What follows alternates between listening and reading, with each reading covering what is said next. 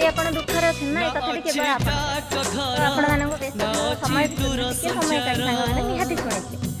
ଥରେ ଗୋଟେ କାଉ ନା ଗଛ ଉପରେ ବସି କାନ୍ଦୁଥାଏ। ସେଇ ଗଛ ତଳେ ନା ଜଣେ ବାବାଜୀ ବସି ଧ୍ୟାନ କରୁଥାଏ। ଆଉ ସେଇ କାଉ କାନ୍ଦିବା ସମୟରେ ନା ତା ଆଖିରୁ ଗୋଟେ ଠୋପା ଲୁହ ଆସି ସେ ବାବାଜୀଙ୍କ ଉପରେ ପଡ଼ିଲା। ଯେତେବେଳେ ବାବାଜୀଙ୍କ ଉପରେ ପଡ଼ିଲା ନା, ବାବାଜୀଙ୍କ ମାନେ ଧ୍ୟାନ ଭଙ୍ଗ ହେଇଗଲା। ଧ୍ୟାନ ଭଙ୍ଗ ହେଇଗଲା ପରେ ବାବାଜୀ କହିଲେ, ଏଇ ତୁ କାହିଁ କାନ୍ଦୁଛୁ?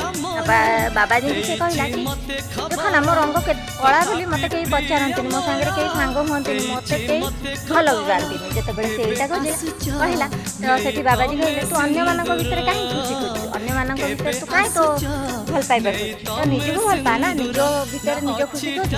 ସେଠି କାଉ ଉତ୍ତର ଦେଲା କି ମୁଁ ନିଜ ଭିତରେ କ'ଣ ଖୁସି ଖୋଜୁଛି? ମୁଁ ତ ମୋ ରଙ୍ଗ କଳା, ମୁଁ ତ କଳା, ସେଥିପାଇଁ ମୋତେ କେହି ବି ଭଲ ପାଆନ୍ତିନି ଆଉ କେହି ବି ମୋତେ ପସନ୍ଦ କରନ୍ତିନି। ନା ଆଚ୍ଛା ଠିକ୍ ଅଛି, ତୁ କ'ଣ ହେବାକୁ ଚାହୁଁଛୁ? ନା ହବାକୁ ଚାହୁଁଛି। ଧ୍ରୁବ ଫରଫର ହଂସ ହେଇଗଲା ନା, ମୋତେ ସମସ୍ତେ ଭଲ ପାଇବେ ଆଉ